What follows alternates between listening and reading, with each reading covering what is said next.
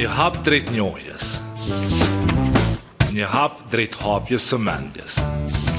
Biseda thellësisht përmbajtësore për arsimin, librin dhe të drejtat e njeriut. Prej fjalës së shkruar e deri tek zërat e fëmijëve. Hap është për ty që pyet, dyshon dhe që kërkon më shumë nga bota që të rrethon. Hapu të martën nga ora 12, Urban FM 103.5.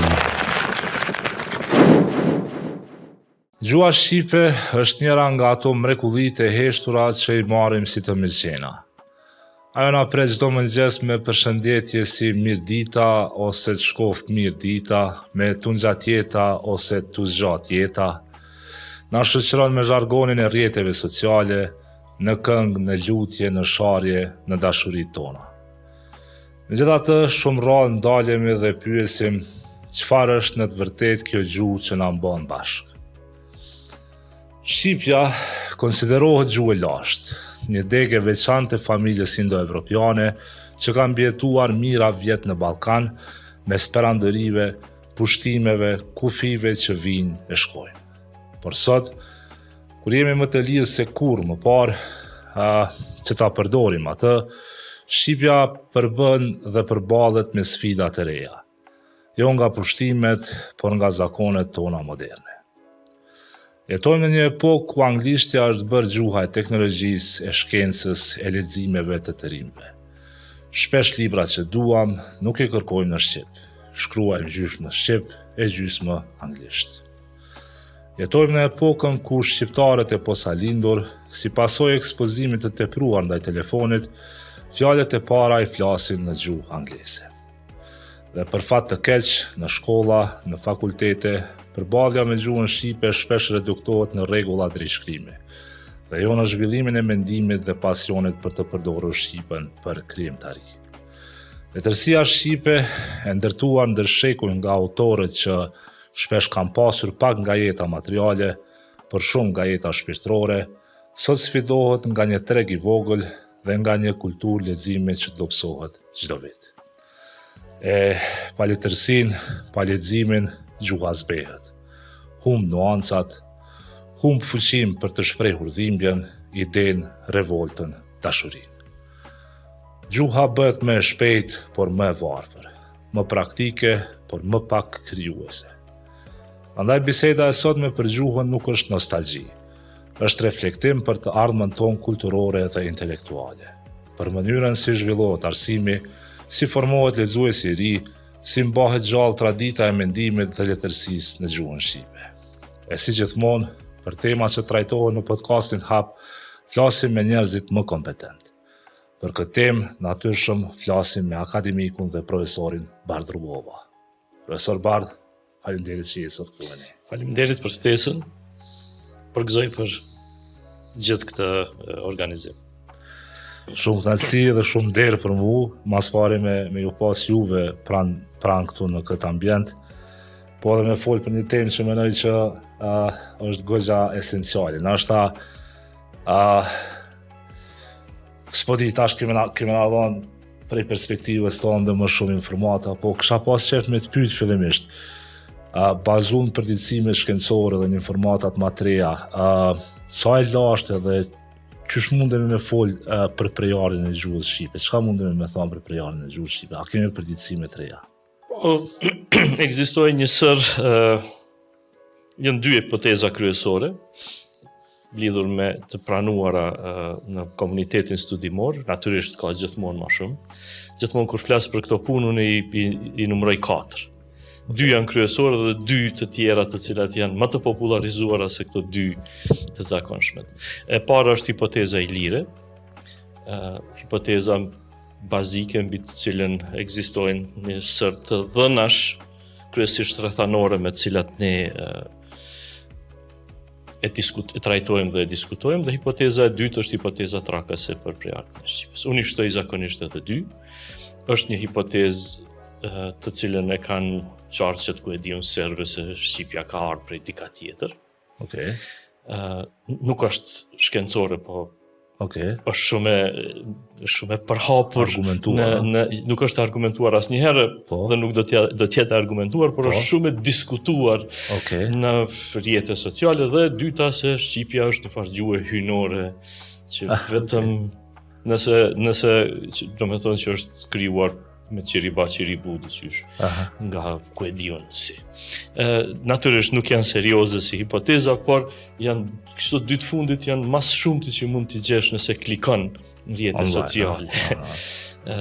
Jashta komunitetit studimor këto janë nona e baba e krejt dije. Sa i përket anës studimore, po është një prej gjuhëve indo-evropiane. Në gjuhët indo-evropiane ndahen në dy dialektet kryesore, do t'i kisha qujt kentum dhe satem, dhe shqipja bën pjesë në këto satem, dhe ne do ta quanim deg më vete. Tash në qoftë se problemi kryesor është kë e quajmë gjuhë, cili është kriteri për të quajtur diçka gjuhë.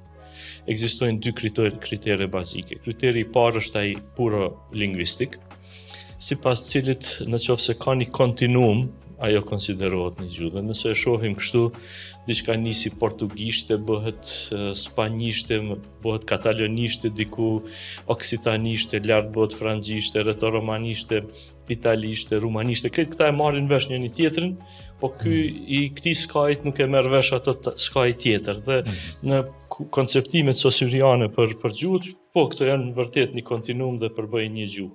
Siç është në shqipen ku e diun e folmja e tetovës me folmën e strugës dhe strugës me atë tjetrën.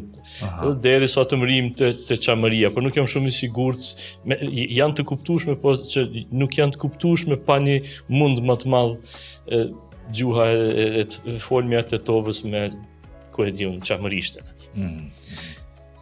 Kjo pra në aspektin gjuhësor janë një gjuhë nëse ka një kontinuitet. Dhe e dyta është politik. Cakton dikush një kufi shtetëror, i cakton normat e gjuhës dhe standardizimin e asoj gjuhë, dhe si pasojë kemi malazezishten, bosnishten, serbishten, kroatishten, gjitha janë nga i njëjti dialekt i gjuhës slave të jugut, po mund të mburem që flas bosnisht, serbisht, kroatisht, malazezisht, në të vërtet e flas atë që ka qenë serbokratisht që e kam mësuar në kopsht ku kam qenë në shkollë fillore. Pra, kjo është problemi kryesor.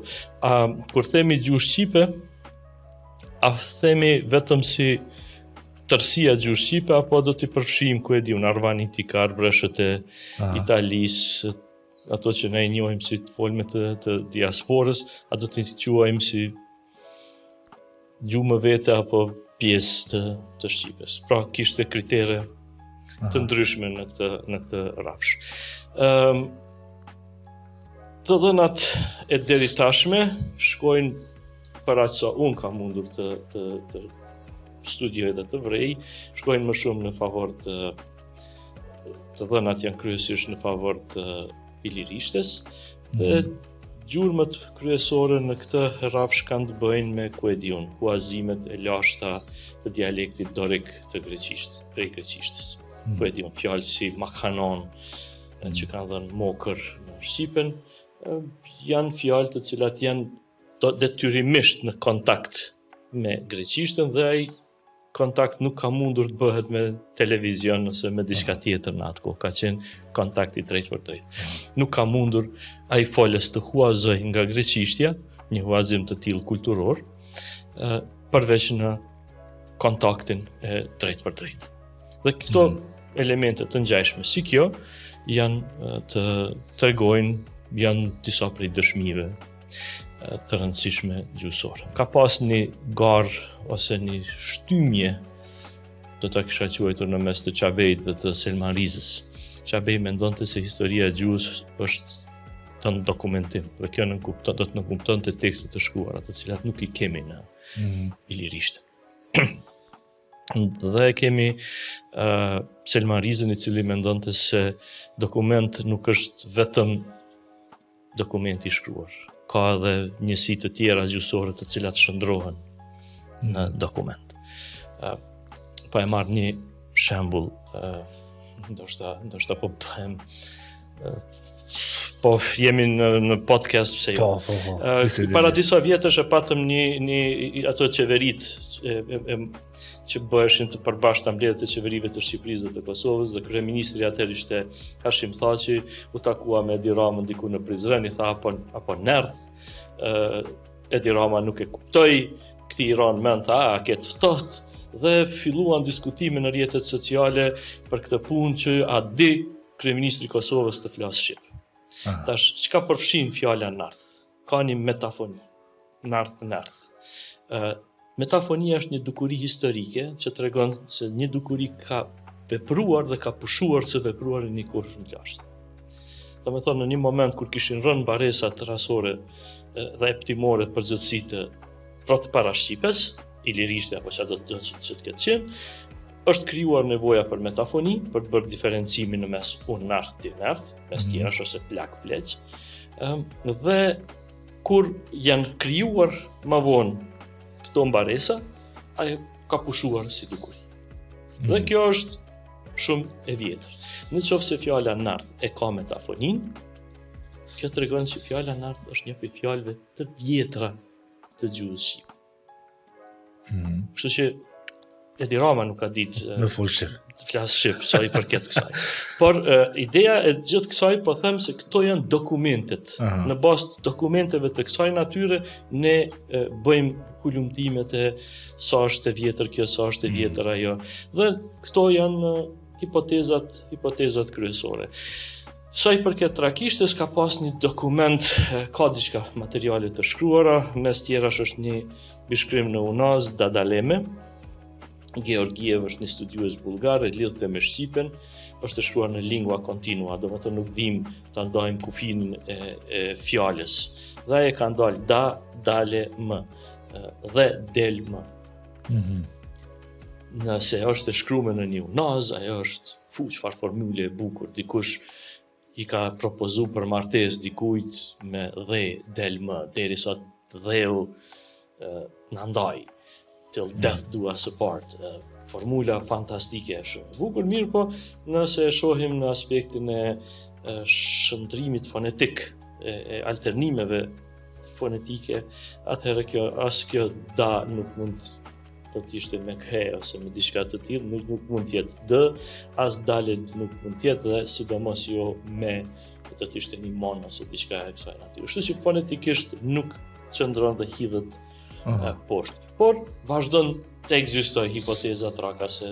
Për hesapin tim është rrëzuar, por vazhdon në qarqet studimore ka ende njerëz të cilët e përmendin. Pra këto janë pak a shumë të dhënat mbi të cilat ne veprojmë, trajtojmë, kryesisht janë të dhënat rrethanore, jo krejtësisht të vërtetuara ose të vërtetueshme, por me këto trajtojmë. Ajo që është po ashtu e rëndësishme është se ne nuk e dim saktësisht nëse ilirët kanë qenë një entitet etnik me një gjuhë të përbashkët ose jo.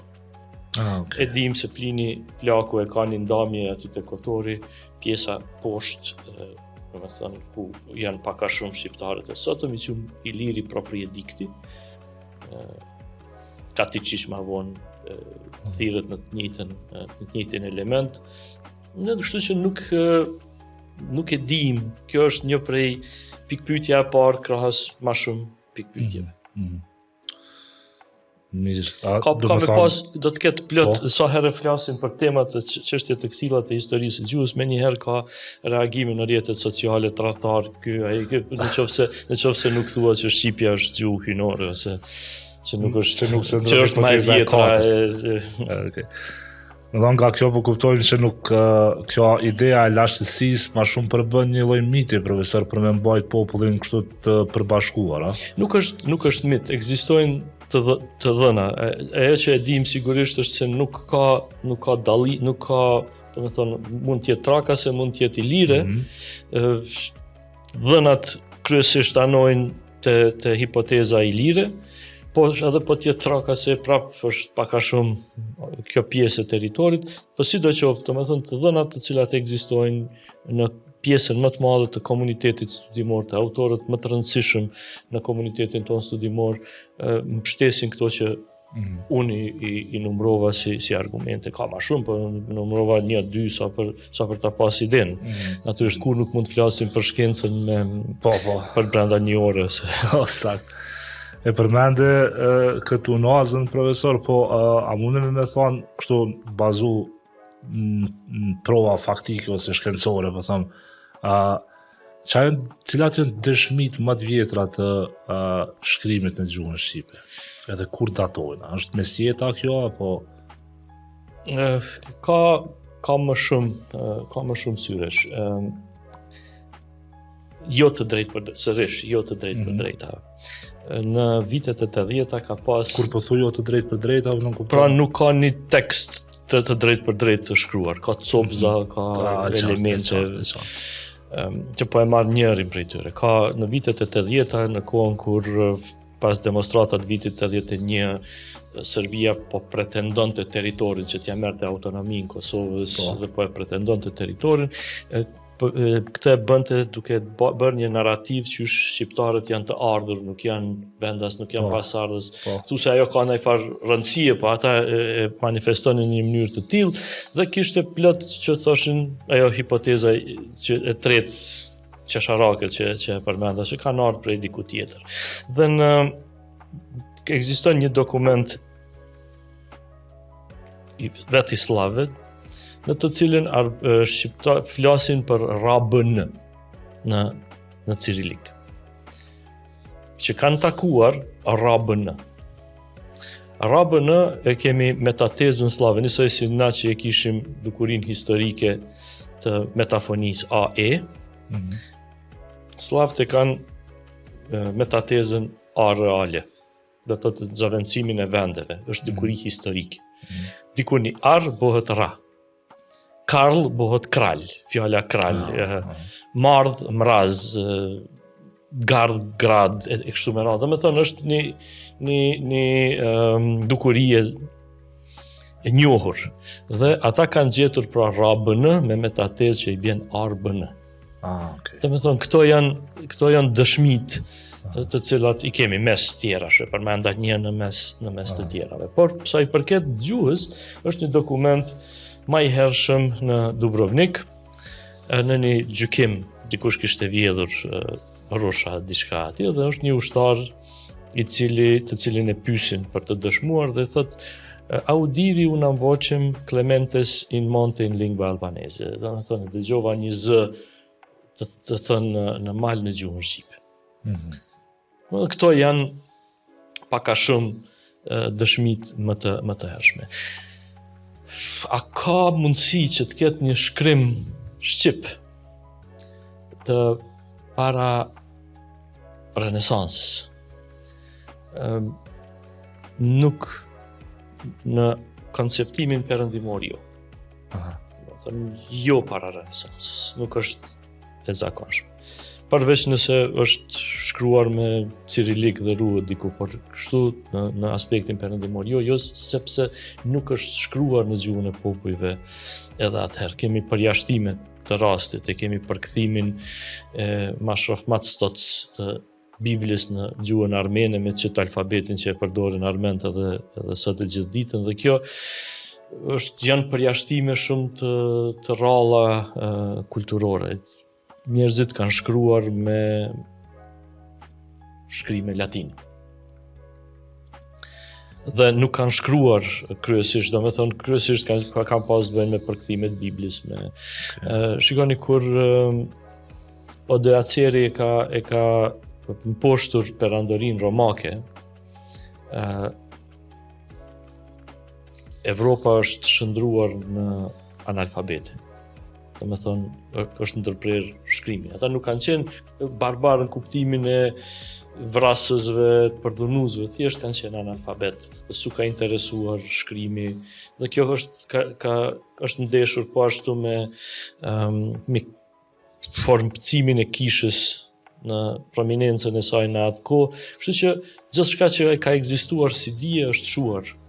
Që ajo është mesjeta e tillë dhe nuk është as në gjuhë të tjera, nuk mund të gjejmë aq shumë rrallë tek tuk ndonjë shkrim në gjuhë të tjera. Nuk po të kishim të antikitetit në ilirishten, atëherë ajo do të na zgjidhte problemin në masë të madhe, por nuk ka. Dhe të parën të cilën e kemi të dokumentuar është formula e pagëzimit e vitit 1462 dhe kjo ka qenë një formulë një prift i cili ka dhënë një sekretari i Skënderbeut i cili ka lëshuar një qarkore me të cilën u tregon priftërve që të bëjnë pagëzimin e fëmijëve, që të mos ketë nevojë, domethënë siç e dini, nëse fëmia nuk pagëzohet dhe vdes ai shkon në ferr dhe që të mos komplikohen, mos shkojnë fëmijët në ferr, atëherë ja japin formulën e pagëzimit që ti nëse janë duke vdekur atë diçka ti pagëzojnë. Domethënë kjo është këto janë pak a shumë dokumentet e para të shkruara. Por thash ka dokumente të tjera të cilat janë shumë të rëndësishme, si kjo nart që është dokument po ashtu, ose si rotacizmi. Pse është i rëndësishëm rotacizmi? Na e dim, themi se rotacizmi do të ketë vepruar para shekullit 7. Rotacizmi është alternimi nës në mes të dy zanoreve, guni, gjuri, zani, zëri. Dhe është një dukuri që e dim se ka pushuar së vepruari diku pak mas shekullit 7 për shkak të ardhjes së slavëve.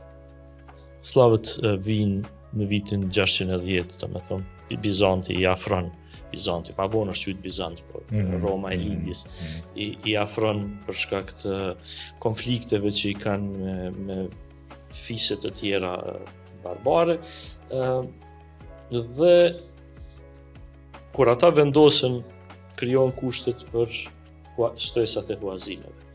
Ne kemi shtresat të huazimeve slave në Shqipen, por asnjëra prej tyre nuk ka rotacizëm. Ka është një fjalë traçina atje tretësirë, me tretësirë, mirë po këtu kemi të bëjmë me prapashtesa e cila është si errësirë, si të ngjashme, kështu që nuk quhet, nuk kvalifikohet dhe nuk ka asnjë tjetër. Dhe për shkak të kësaj na e dim sigurisht që kjo dukuri ka pushuar së vepruari çatu diku para se të nisin huazimet e slavë. Kjo nënkupton diku që aty 7-8 shekujt 7-8 mas shumë. Dhe si i tillë është dokument. Domethënë nuk ka nevojë të jetë shkruar. Gjuha e sotme na tregon që është dokument. A janë këtu profesorë për libra shkollor, për shembull, shtu informata apo gjithçka nis me formulën e pagëzimit? Faktën bamendjen time është formula e pagëzimit. Shumica e shënojnë formulën e pagëzimit, tash nuk e di si janë si interpretohen të gjitha këto në për libra. Mendoj se shpesh herë kjo çështje kalohet pak si shpejt, pak si çështjet e historisë gjuhës janë më të komplikuarat. Historianët e gjuhës janë pavarësisht si ata doktorët e zemrës ose të trurit, janë pakës më prestigjioz dhe për shkak se është më e vështirë, më e komplikuar si fushë, shpesh herë kalohen më thjesht. Dhe rivalet më të mëdhenj të këtyre mjeshtërve që merren me historinë e gjuhës zakonisht janë sharlatanët të cilët rinë, shikojnë tavan, i kujtohet një fjalë dhe thotë që kjo fjalë është shqip. Hasan, po. Edhe që kjo Hasan vjen prej Hasan, apo është fjalë pastër e bukur si. Domethënë ka kështu elemente. Rivalet më të mëdhenj, mjeshtërve më të mëdhenj janë sharlatanët më të mëdhenj. Merë dhe një herë në zyrë një kështë bërë një fjallore etimologjik dhe unë ja shpjegova pak qysh funksionon këto alternimet e tingujve në Shqipen dhe përse nuk kanë kuptim ato që ai merë dhe ai më tha ky është mendimi yt. Jo, thash, ta shpjegova qysh funksionon alternimi zanore. Mendimin tem për ty s'ki qef me ditë. Se kjo është. E vërtet interesant, po të tilla raste po shumohen. Gjithnjë kujt që i bjen mend dikur në tavan. Shqyr që s'merren me mjeksi. Merr me mend ti shmarr me mjekësi, thotë zemra është në gisht edhe Më di çfarë ndodh. Profesor, krahasu me gjuhë tjera në nivel, po dalim pak kështu në raport edhe me gjuhë tjera. Sa mundemi me thonë, a ka të dhana kështu të sakta ose prafërsisht të sakta të numrit të folësve të gjuhës shqipe në nivel global, apo nuk janë kryesisht hipoteza kështu të pa... Unë kam parë shifra të ndryshme të cilat i kam vrejtur ma shumë në përjete sociale dhe vërtet është shumë e vështirë, ne nuk po arrim ta dim numrin me saktë të banorëve në Kosovë dhe po duam që të përcaktojmë tash. Shikojeni sa me që jemi po flasim për një opinion pak më të gjerë. Shikojeni shta lojtarë që po luajnë për Kosovën në futboll. Janë shqiptar, a flasin as flasin. Aha. Disa prej tyre janë gjysmëfalës, disa ku e diun ka. Është shumë e vështirë të përcaktojmë kush është falës i realisht i një gjuhë. Që nga hapi i parë. Domethënë kjo saktu çka është, kush është falës e kush jo. Kush nuk Deri në është. çmas, mund të konsideru. Dhe si e tillë është pak e vështirë që të përcaktojmë. Numri i atyre që identifikohen si shqiptarë është më i lehtë, po i atyre të cilët i konsiderojmë tamam falës të gjuhës. Janë disa gjysmëfalës, janë disa që e kanë gjuhën si kujtesë, janë disa që thonë nuk dim, po kur shkojnë në terren dhe filloj bisedën e shoh që ata kanë një njohuri saktuar, një shkallë të saktuar të gjuhës e tjerë. Është shumë vështirë të përcaktohet. Këta profesor janë kryesisht të shqiptarë që kanë dalë në diasporë dhe në kontakt me gjuhë tjera natyrshëm, mandej e kanë reduktuar ose edhe kanë ndryshuar të folmën. Po a muna me trajtu qëtë element, profesor, që ky kontakti i vazhdueshëm i gjuhës shqipe edhe në rajonin tonë me gjuhë të tjera, qysh e kanë ndiku kështu ndër shekuj, nëse mundemi me thonë, qysh ka evolu gjuhë asaj përket kontaktit me gjuhë. Janë krijuar stresa të shumta të huazimeve brenda gjuhës.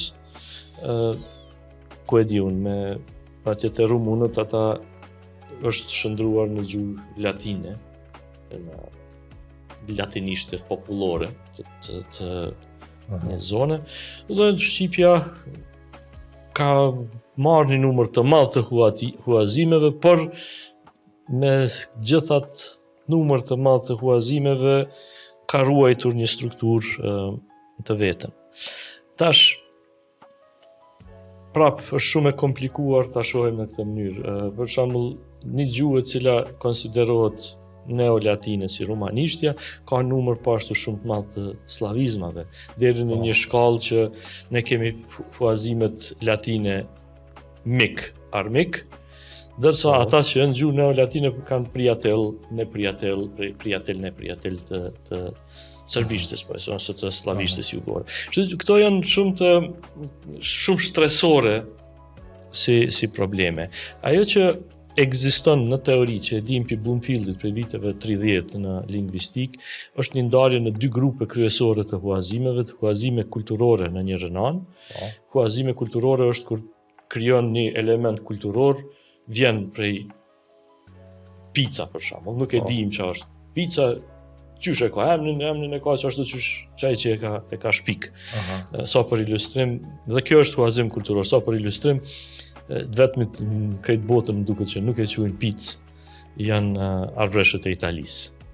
Ata e përdorin termin bukëval për picë. Dhe janë huazimet intime janë të pushtuesve. Vjen një pushtues, e imponon gjuhën e tij, dhe pjesa tjetër tash detyrohen që ta mësojnë edhe atë gjuhë, dhe për shkak se dinë edhe gjuhën e dytë, krijojnë stresat. Ne kemi stresat e huazimeve latine të tilla, kemi slavet stresën huazime të tilla, kemi huazime turke e kështu me radhë. Domethënë kemi një stresat të shumta kryesisht të leksikut. Dhe këto kanë bërë që fjalësi të jetë natyrisht i pasuruar, por në të njëjtën kohë me elemente të cilat mund t'i gjejmë të gjuhët e tjera. Natyrisht ka një shtresë edhe të shqipes, vetë shqipes. Profesor, çka thoni ju për një të ri që unë shumë shpesh mbjell me dëgju, sidomos te grup moshat e reja që më thonë se më lehtë po shprehen në gjuhën angleze se në gjuhën shqipe. A konsiderohet kjo një pasuri multilinguale apo është alan për kulturën e gjuhën shqipe? Janë po ashtu është, i përfshin të dyjat. Në njërën anë tregon se mekanizmat e mësimit janë të orientuara diku tjetër, dhe kjo është shumë e lidhur me arsimin. Dhe në anën e dytë, po mund të ketë vështirësi në qoftë se gjuhë e parë për shprehje për nevoja shkencore, studimore, artistike, nuk është shqipja. Shikoni, ne kemi një paradoks shumë të madh te një brez, sidomos te brezat në ish Jugosllavi të intelektualëve. Kur flitet për shqipen standarde dhe për zbatimin e saj në përgjithësi në Kosovë, një pi problemeve të mëdha ka qenë fakti se shumica e atyre intelektuale të gjuha standarde të shërben për komunikime të regjistrit formal, pra për nevoja intelektuale e kështu me radhë, për akademi, për shkollë, për parlament, për ku e di, gjuhë. Disa e quajnë të Tullio Di Maurës, gjuhë e shtetit. Dhe problemi kryesor ka qenë se ai brez ishte i shkolluar diku tjetër. Ose brenda Jugosllavisë, ose jashtë Jugosllavisë, dhe gjuhë të studimit e kishin në gjuhë tjetër. Kështu që për të, gjuha e shkencës ishte, ku e di, gjermanishtja, frëngjishtja, maqedonishtja, serbishtja, slovenishtja, varësisht ku kishin kryer studimet. Dhe kjo linte një nevoj ose një boshllëk sa i përket standardet. Dhe situata e ngjajshme mund të krijohet edhe në rrethanën e tanishme kur të rinjt po lexojnë anglisht, po mësojnë në gjuhën angleze, dhe natyrisht ata do ta kenë shumë më lehtë për nevoja akademike, letrare, e të ngjajshme të shkruajnë në gjuhën angleze. Një ndihmë të madhe gjithë kësaj, marrëzisht, po e përdori këtë fjalë me qëllim, po e bën edhe Universiteti i Prishtinës. Çfarë kuptimi? Në kuptimin që në idenë e tyre, që se duhet kemi punime jashtë, se na jemi dobta, nuk dimë, dhe nëse dikush ta boton jashtë, atëherë punimi është i mirë, kanë filluar që të kërkojnë që edhe punimet e diplomës dhe ku e diun doktoratat të shkruhen në gjuhën angleze. Të shqiptarët. Do të thonë, po të na kishte bë dikush tjetër, s'keni drejt të shkruani në gjuhën tuaj, ishim qenë luftë. Na për çfarë kemi luftuar me edhe tash çohet dikush atje, kujton që është shumë i mençur. Edhe thotë, s'ka shqip se anglisht të më mirë. Çfarë mi bëhet? Me thënë, çka të bëjmë në situata të tilla. Këto janë rreziqe, por në këndvështrimin tim janë rreziqe të qastit, për shkak se unë nuk besoj se këto do të janë moda, nuk dhe si modat janë kalimtare. Hiqet nga pushteti dikush që mendon çashtu, vjen dikush tjetër e ndron dhe kështu me radhë.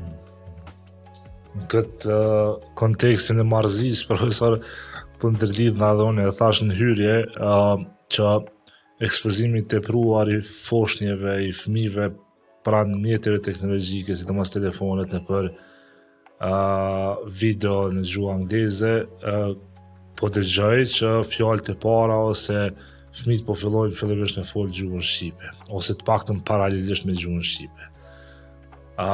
Çka thot kjo për një studius si ju, profesor, edhe në kuptimin a mundet me qenë problem mandej jetësor për sa të fëmijët që gjuhë amtare një farë forme ose gjuhën e parë nuk e ka gjuhën anëtare. Këtu ka një problem edhe më të komplikuar se kaq është. Ky është problemi dhe është më shumë se kaq. Një fëmijë i zakonshëm me inteligjencë të zakonshme fillon të njëjtoj fjalët e para në moshën 13 muaj. Do të duhej.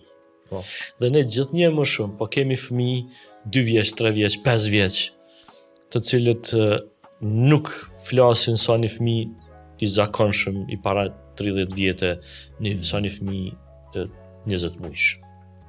Në ka 5 vjetë dhe ka vokabularin e një fëmijë 20 muajsh.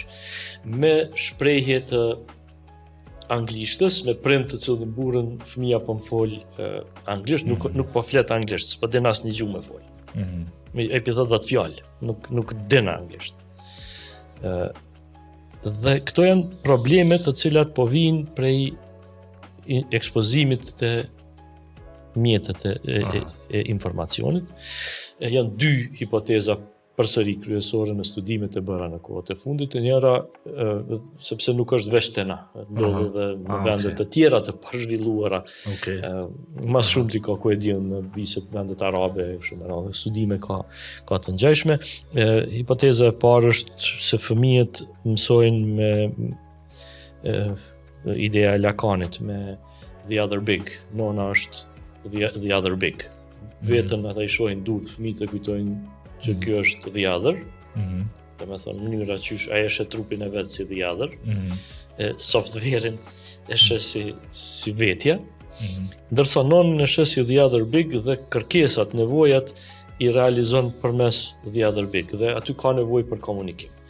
Kur kemi videoloj, ti mjafton ta prekësh një pull dhe nuk ke nevoj për komunikim. Dhe me thonë në i shoh fëmit 2 vjeç, s'di asnjë fjalë të flas, e prek i del atje Y8, e merr mausin automatikisht e Y8 dhe vjen e luan lojën. Do të thonë ai nuk ka nevojë për komunikim, nuk ka nevojë të komunikoj. Kjo është hipoteza e parë pse po vonohen. Dhe e dyta për shkak se ata po i shohin filmat e vizatuar në gjuhën angleze. Dhe ne mësojmë duke imituar që përfshin edhe njëjtimin fizik, gojë. Ai bashkon buzë kur thu p, qysh e bën gojën kur thua f etj. Dhe në qoftë se kjo nuk shihet, se është ndryshe në televizion, atëherë ai në vend se të thotë portokall do të thotë diçka si pakall, diçka të ngjashme. Dhe gjithnjë më shumë po kemi fëmijë që flasin me këtë gjuhë. Është shumë shqetësuese. Prindve të rinj do të kisha sugjeru që t'i heqin telefonet, vërtet fëmijët do të rinë ma urt kur t'ja lëshon të një video aty, po s'kan me të folë. Dhe është një problem shumë i madh, nëse një fëmijë mund të mësoj 4 deri në 6 muaj, për 4 deri në 6 muaj mëson një gjuhë dhe e harron një gjuhë. Nëse nuk e mëson deri 7-8 vjeç, ai nuk do ta mësoj më kur në nivelin e gjuhës amtare. Do me thonë në qoftë se nuk e arrin ta zotroj gjuhën kur ta mësoj 8 vjeç, nëse mëson, atëherë ai do të flas si një huj variantin më të mirë. Do thonë deri në moshën 7 është pak a shumë që e drejtuarja e hapur për gjuhën. Truri është si plastelin ku mund ta pas asaj. Atëherë nuk e ke atë mundësi dhe ai nëse mëson si një gjuhë tretë në këtë rast, sepse 2 të parat, po. Ja, a mundet profesor me mësu në nivelin e gjuhës amtare 2 gjuhë paralelisht? Po. Deri në moshën 7 vjeçare? Po, patjetër. Ma shumë mund të mësoj dhe unë besoj se ka rastet e sidomos shqiptarët janë të njohur për këto. Ku e di unë, mora shembullin një ditë të arnëshve të Zarës, të cilët në periudha të caktuara kanë folur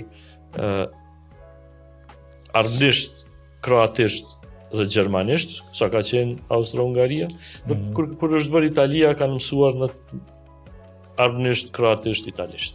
Dhe ka pas që i kanë mësuar paralelisht në të njëjtën kohë. Dhe unë besoj edhe këtu në Prishtinë kemi familje të tëra të cilat e kanë mësuar në të njëjtën kohë shqipen, serbishtën dhe turqishtën lokale. jo do e mos inteligjent, jo do e mos me prirje për gjuhën, por mësohet fëmijët, mësojnë gjuhën. Po. Profesor, çka kuptoj me vdekje të gjuhës, nëse mundem me përmbledh me fjalë të thjeshta? Gjuhët vdesin në do me thonë, kur themi vdekje e gjuhës, nënkuptojmë humbjen e një gjuhë plotësisht. Okay. Dhe një gjuhë do të vdes kur vdes folsi i fundit i asaj gjuhë. Në rastin pavarësisht nëse mbesin shkrimet ose jo. Në mbesin, por nuk mund ta flasim. Unë mora një ditë shembullin e ku e diun, të dalmatishtes. Po. Është një gjuhë kështu poashtë neolatine.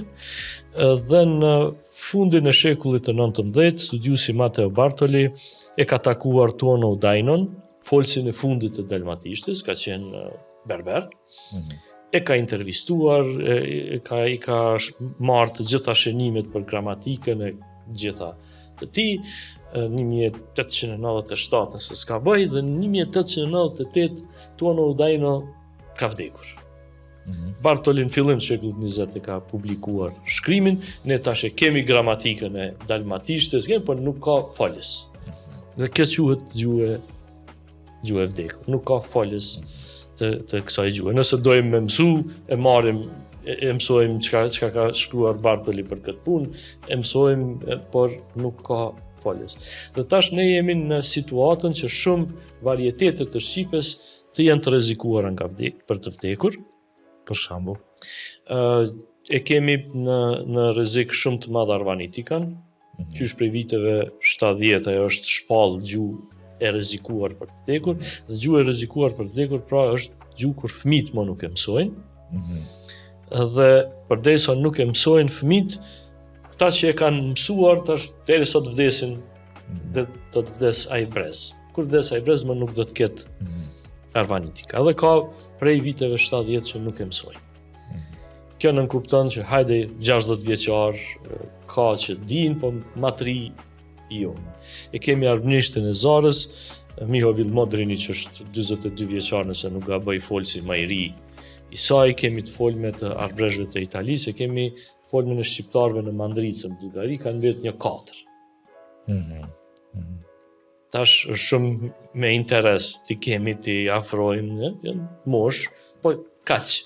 Dhe kur të mos jenë ata, nuk do të ketë të folme shqipe të Bullgarisë.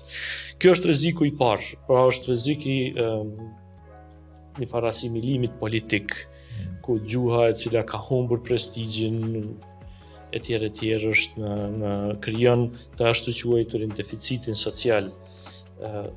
Nuk folësit e asaj gjuhë nuk respektohen për shkak se flasin atë. Dhe ekziston një rrezik tjetër. Ne kemi 4 fshatra të shqiptarëve të Ukrainës. Kanë ikur në shekullin 19 në Ukrainë. Dhe ka një rrezik, për shembull nëse pohet një gjenocid diçka, i humbim ata fizikisht. Dhe rreziqet pra për vdekjen që quhet linguicid. Rreziqet për vdekjen e gjuhës janë të këtij niveli, të këtyre formave. Shqipja nuk është e rrezikuar vetë në vete, por sepse mësohet në shkollë gjuha administratës, është gjuhë e 2 shteteve dhe disa shtete të tjera e kanë si gjuhë zyrtare në situata dhe në zona të caktuara, por nuk është pra e rrezikuar për të zhdukur, por kemi të folme të cilat janë shumë të rrezikuara dhe për fatin tonë të keq kemi një indiferencë shumë të madhe institucionale kundrejt këtyre varieteteve të shqipes. Sepse shqipja, ndryshe nga sa mendojnë disa, nuk është shqipja gjuha standard. Janë të gjitha varietetet, të gjitha regjistrat e mundshme që e përbëjnë atë kontinuum që quhet që shqip. Përfshirë aty edhe gjuha standard. Standardi është njëri prej tyre që ka përdorimin e vet të caktuar, por krejt këto gjuhë shqipe janë krejt këto. A është profesor për shembull gegnishtja e vjetër ose nëse mundem me thonë gegnishtja e fishtës, njëri prej këtyre variateteve të Po thëmë, s'po t'ja mundë me thonë të vdekura, po... Të vdekura jo, se... Po, të rrezikuara. As të rrezikuara, por ka mundësi për shkak të mënyrës se si që interpretuar standardi. Në atë ideologjinë e standardit që pati dalë në Shqipërinë e asaj kohe. Po flasim për një epokë kur shkalla e konformizmit ka qenë shumë më e madhe dhe ku kemi jetuar në monizëm, do me thonë monizmi nuk pranon alternativa, pranon vetëm një opsion, dhe në atë konceptim edhe gjuhëtarët e asaj kohe mendonin se dialektet e Shqipës janë kategori mbeturinore. Dhe luftonin për zhdukjen e dialekteve. Zhdukja e dialekteve do të ishte bashkëfrim. Sakt. Bashkëfrim i Shqipës. Pse do të zhduknin dialektet e Shqipës? Me çfarë logjike? Kjo është situata me të cilën është vepruar dhe po ka lënë pasoja edhe të dialektet, edhe të shumë folës, edhe ka krijuar pasiguri gjuhësore. Për shumë kë Shqipja ka qenë, standardi ka qenë një organik, është mësuar si gjuhë e huj, jo si vet Shqipe, edhe kështu me radhë. Ka probleme, i kam trajtuar të ideologjia gabimit gjuhësor një pjesë të madhe të tyre. A mundemi me thonë që ende është jo organike standardet gjuhës Shqipe, sidomos për neve në Kosovë, profesor? Problemi me Shqipen standarde në kohën e sotme nuk është vetëm në rrafshin dhe rreziku i standardit, nuk është për hesapin tim a është më toskrishte apo është gegrishte. Po.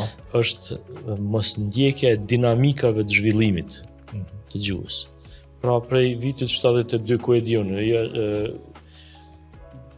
është krijuar nevoja e fjalësit të kompjuterit, të botës sportive, të politikës, të ndryshimeve ekonomike dhe shoqërore, të cilat nuk janë manifestuar aty.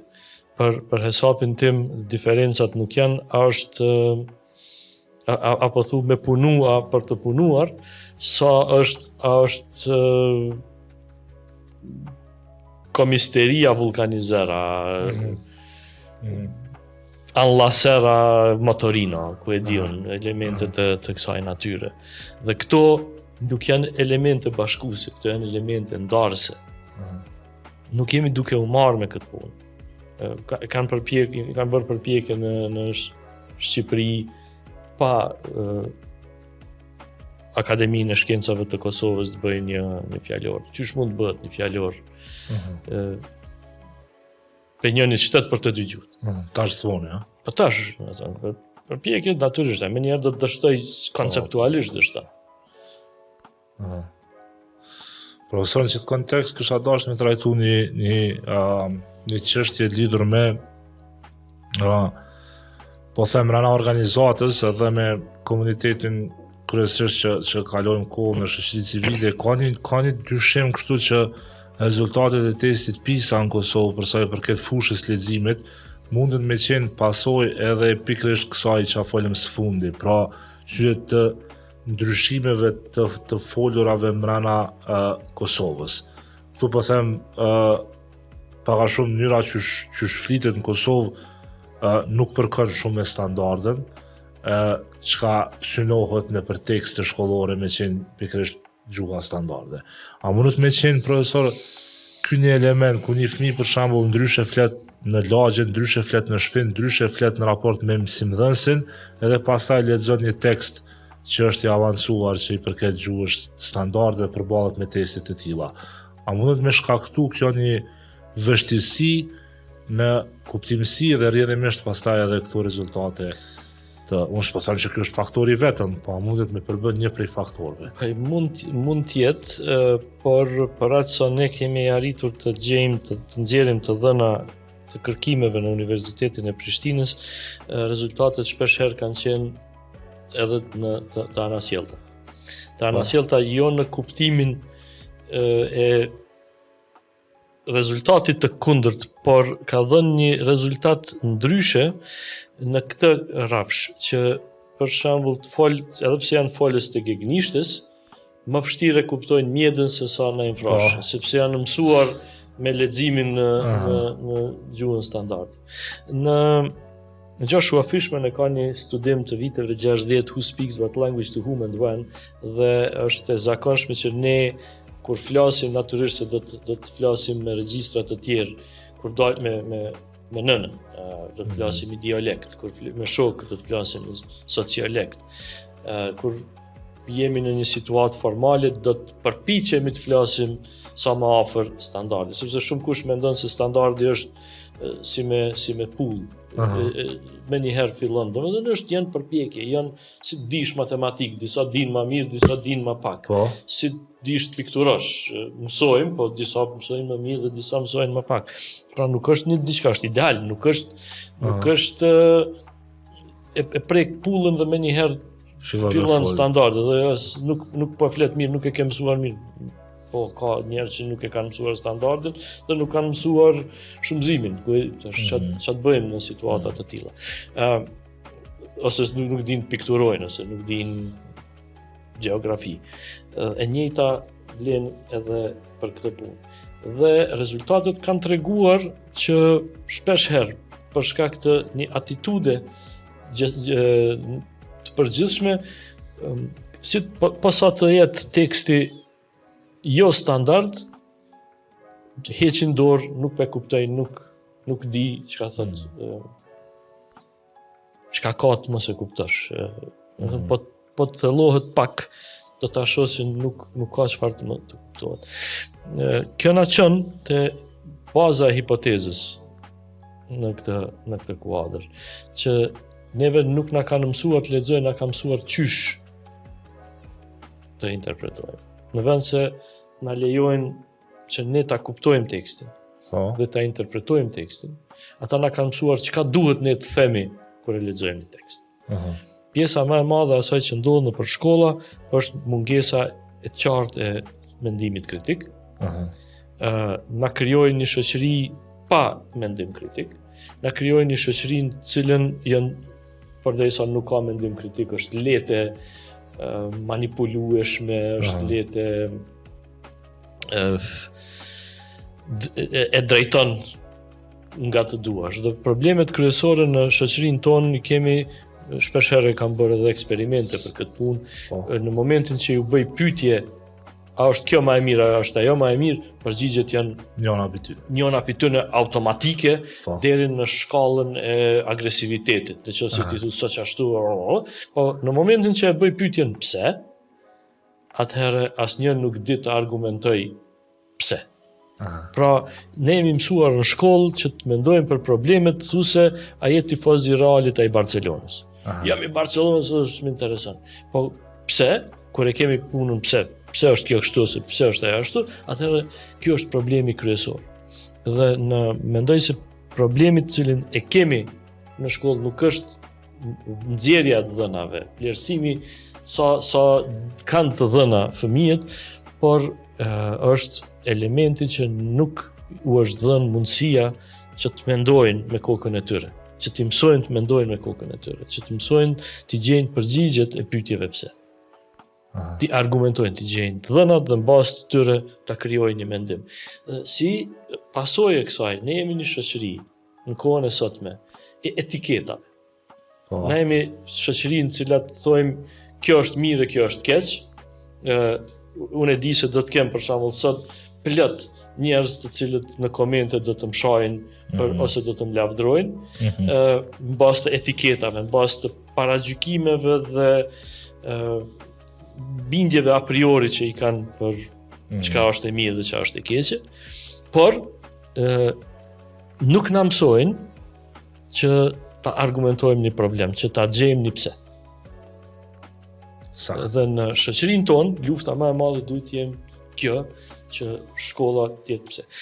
Në Pisa ne dështojmë për këtë arsye. Për shkak të pses. Pse nuk dim të mendojmë vetë. Jemi shoqëri e etiketës, jo të mësojmë të mendojmë. Derisa jena të niveli ose të sistemi arsimor, profesor, po du me marrë një mendim për te, qysh e vlerëson faktin që në fakultetin, në departamentin e gjuhës shqipe, ka kaq pak aplikant, sa u desh së fundi një intervenim i Ministrisë të Arsimit për çka i kam rezervat e mia, për me studiu gjuhën shqipe, çka po ndodh në këtë drejtim brenda fakultetit? A nuk është më atraktive të studiuarit e gjuhës shqipe për të rinjt, apo është thjesht mungesë një perspektive që apo ka një ose disa arsye të tjera? Ka më shumë arsye, njëra prej arsyeve të para është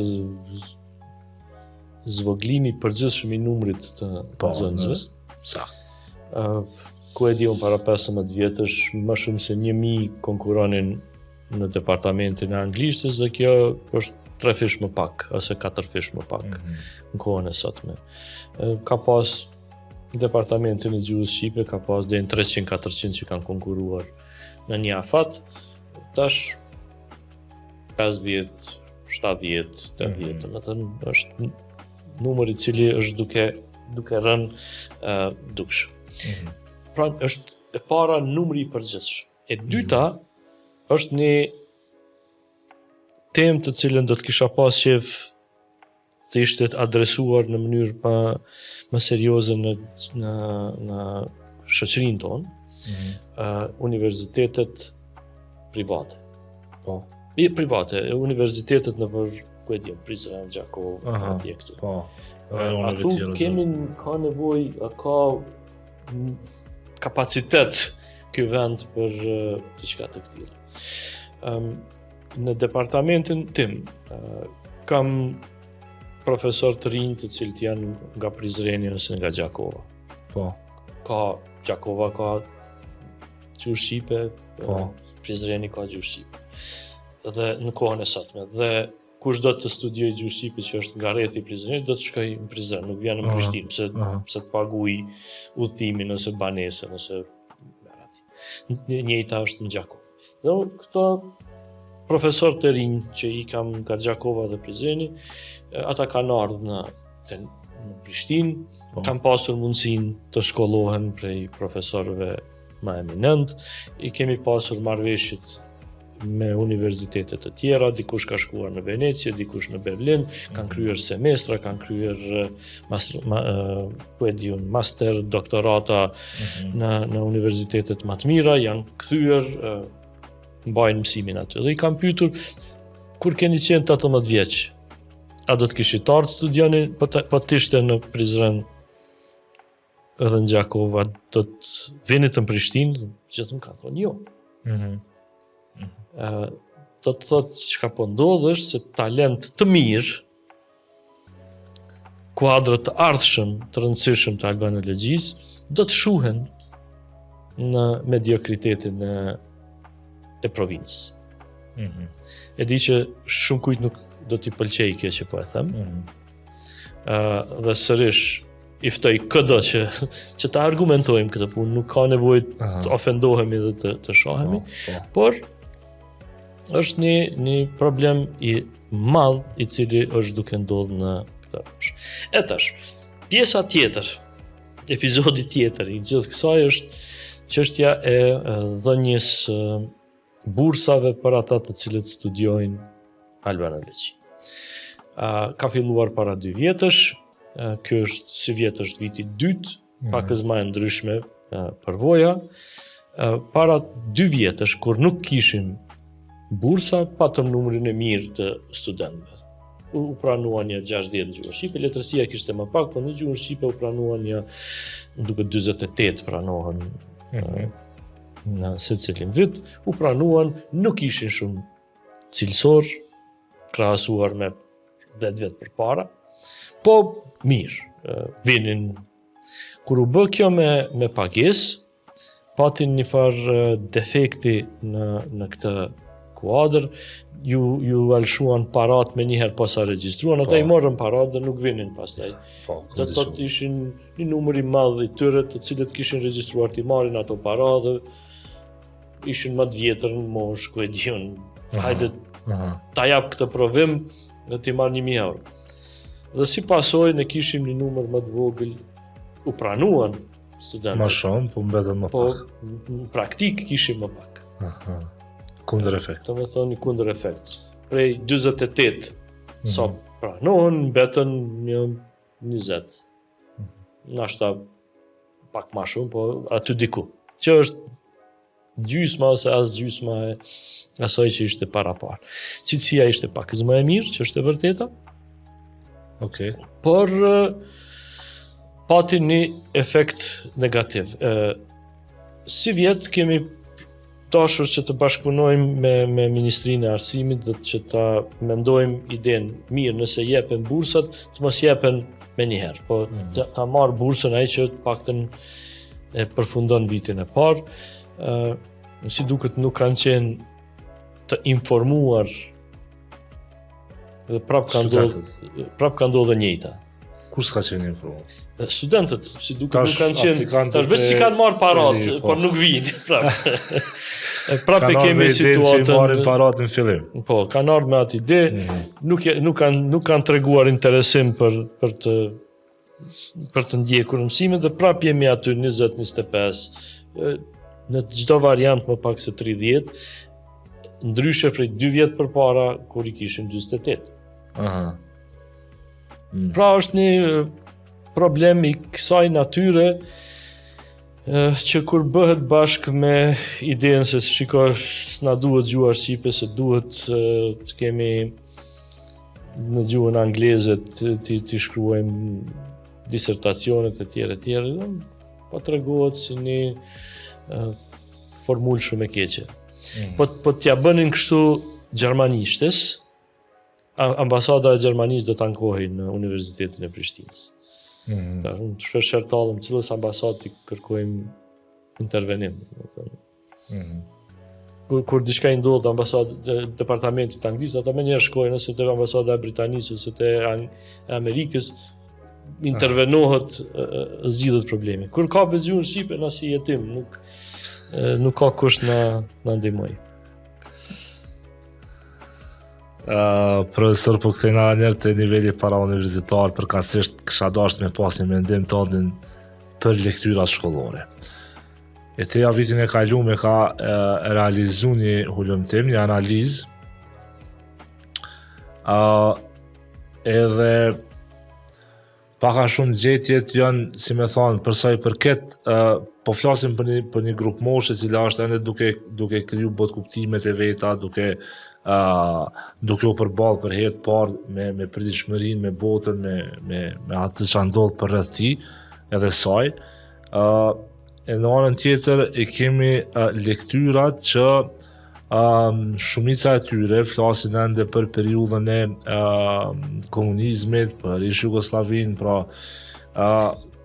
për listave që kemi marrë, shohim që shumë pak janë të përditësuara me edhe pse ndoshta edhe mundemi me thonë që nuk ka shumë botime të reja, megjithatë po hasim në një problem ku grupmoshat e reja pastaj po e krijojnë një ide sikur libri nuk po përkon shumë me interes atë me përditshmëritë e tyre. Po them leximi I lirë, letërsia në përgjithësi.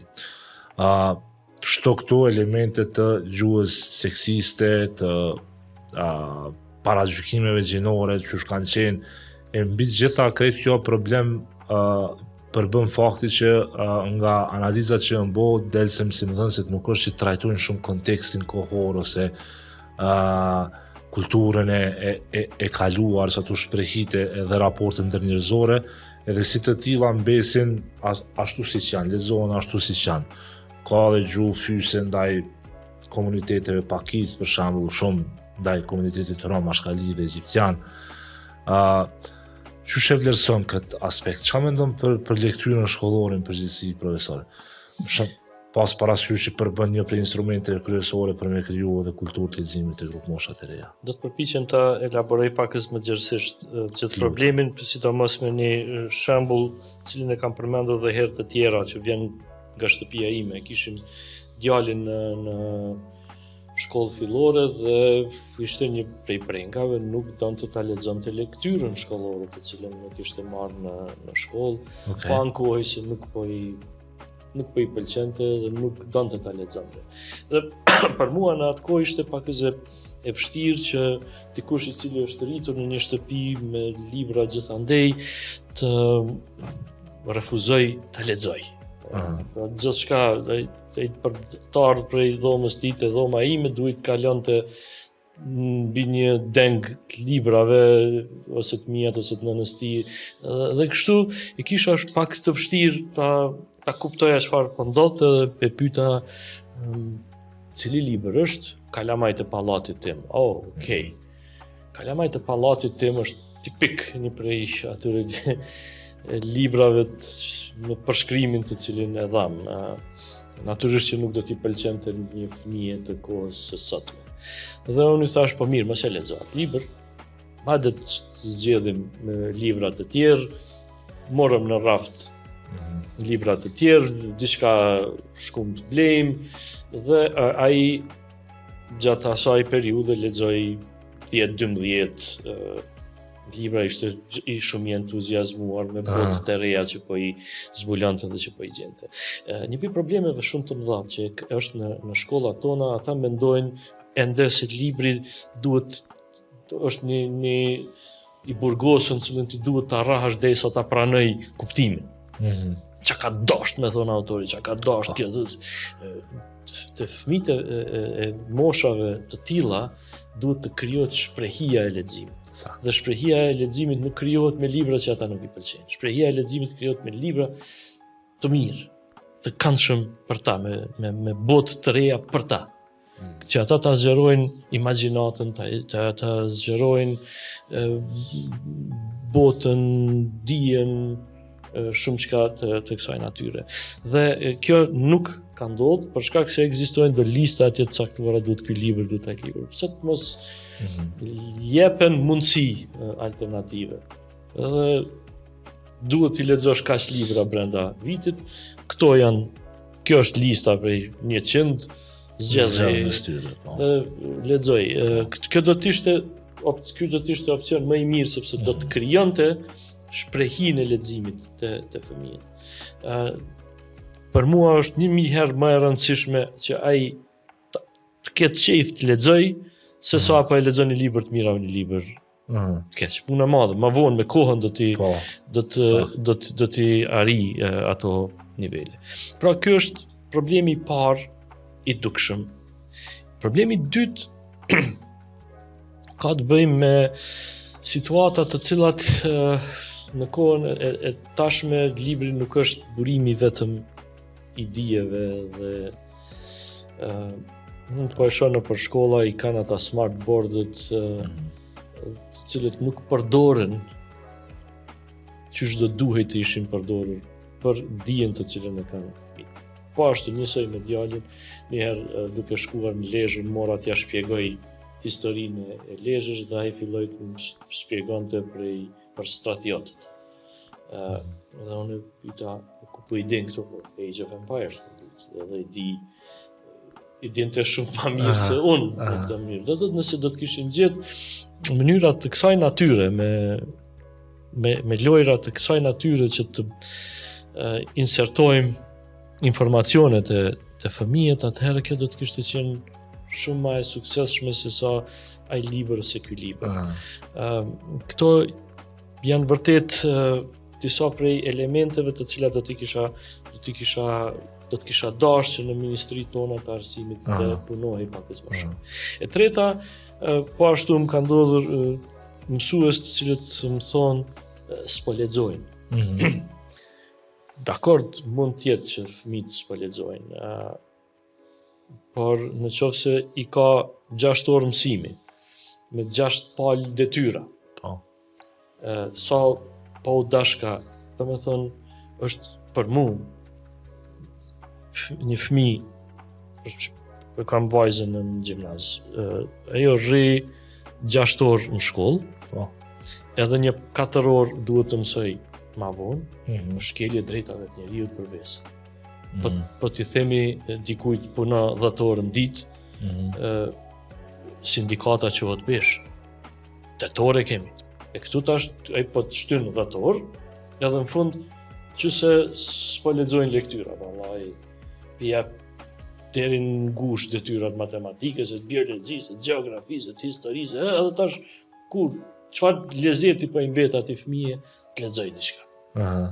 Po i ngulfatim me çato vend se ti mësojmë, pra të mendojmë, po i ngulfatim me do të dhëna që ata duhet mi majt përmend, do data, do emra, do situata, edhe të po kujtojmë që ai do të lexojë diçka.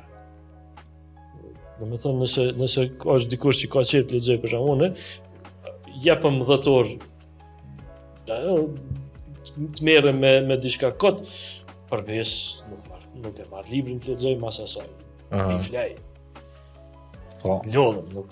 Në vërtet. Domethënë kjo nuk Perspektive mirë. kjo është një prej mënyrave qysh po e vrasin leximin. Është krejt çka nuk duhet bëhet, po bëhet. Sa i përket leximit, nxitjes kurreshtjes, nxitjes së kreativitetit, të gjitha këto po vriten rrugës. Po ty dasht me marru një, ku e di unë, super fëmija, ku e di qa po dojnë bojnë, nuk përshini, nuk përdhes. Ndro idin. Një prej problemeve po ashtu shumë të mëdha të cilat unë i kam vrejt, nuk ka të bëj thjesht vetëm me lektyrën në këtë rast. Gjithë flasim për reforma, gjithë ajo reformë dhe e kanë ndërtuar si narrativa më e madhe dhe kryesisht a duhet kështu, a duhet kjo, a është ky libër i mirë, a është ky libër i keq, unë ka rënë vetë të merrem të shkruaj me një libër dhe kur është dashur ta bëjmë një libër, na kanë dhënë një afat. Keni 3 muaj ditë. Po. Tale, qysh po shkruaj ka një libër, a the reform, a do të me kon libër i mirë, qysh me të për 3 muaj ditë me shkruaj libër. Nuk është ajo, hajde qiribu, libri ka tale, nuk shkruhet kur gjo për 3 muaj ditë. Tamam punë. Ka ti krejt qëta libra që i ki në qarkullim që libra shkollore janë qashtu 3 muaj, 6 muaj, 5 muaj. Ta fatizu.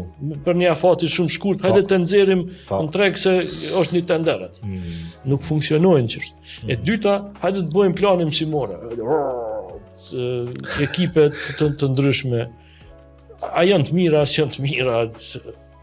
Dhe kur kush nuk merret me elementin më të rëndësishëm, që është mësimdhënësi. Unë mendoj se pjesa më e madhe ku ne do të merremi është mësimdhënësi. Mësimdhënësi. Nëse ne ngecim diku, mas shumti është në këtë pikë. Profesor, dashta me trajtu edhe një element që për mu është goxha interesant edhe me rëndësi. Gjuha edhe mendimi.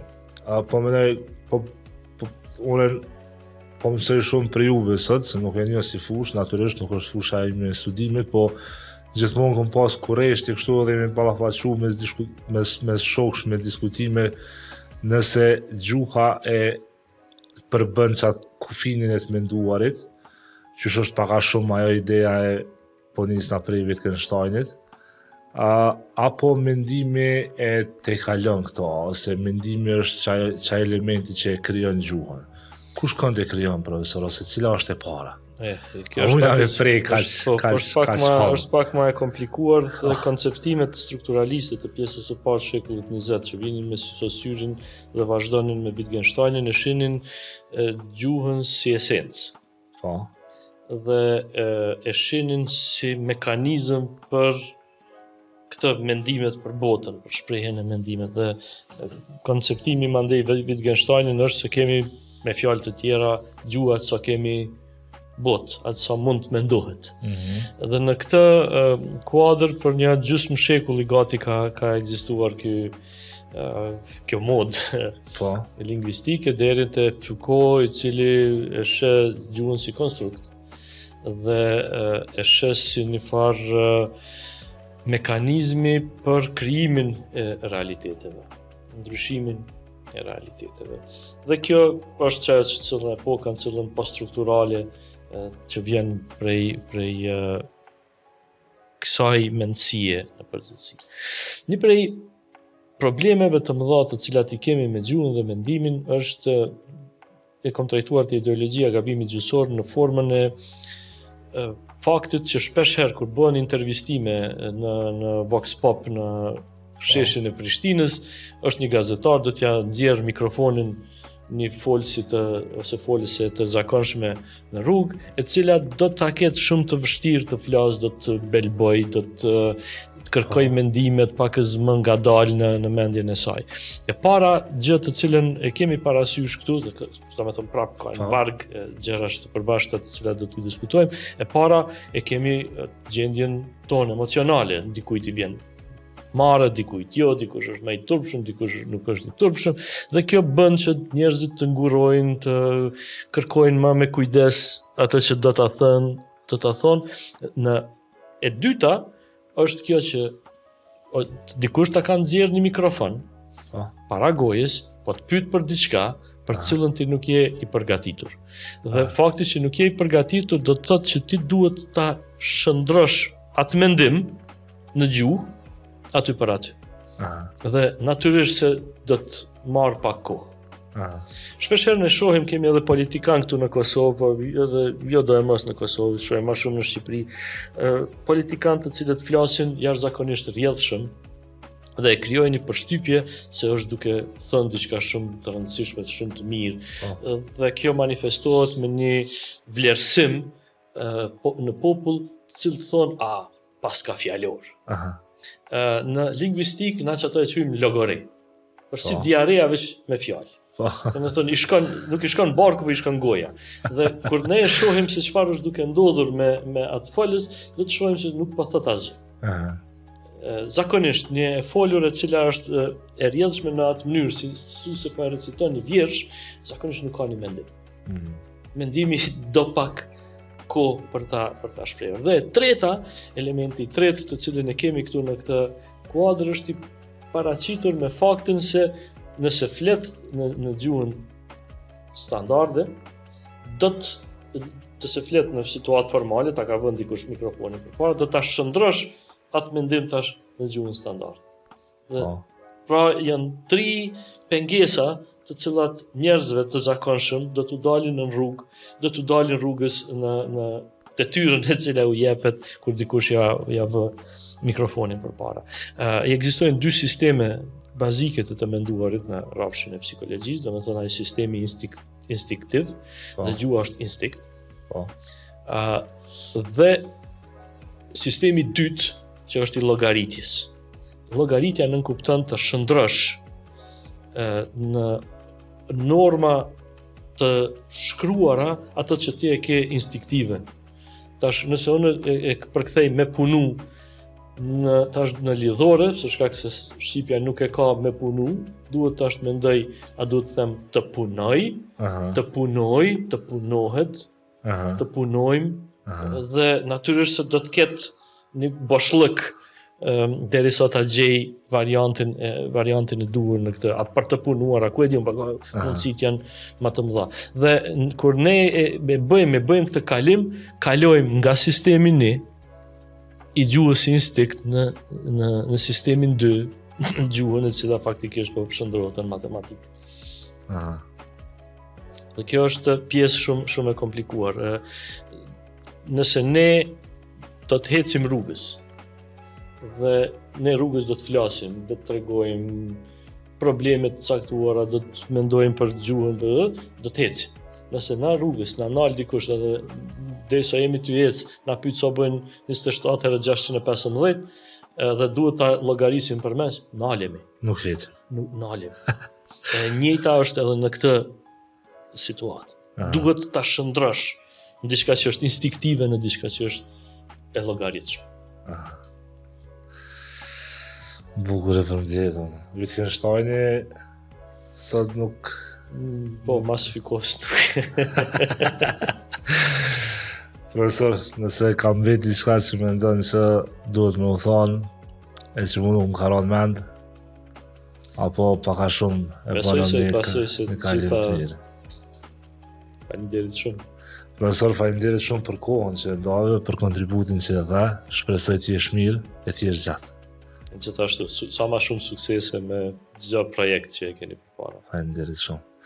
Do është në miq, kaq sa i përket një prej temave më të rëndësishme që është trajtuar deri sot në podcastin Hap.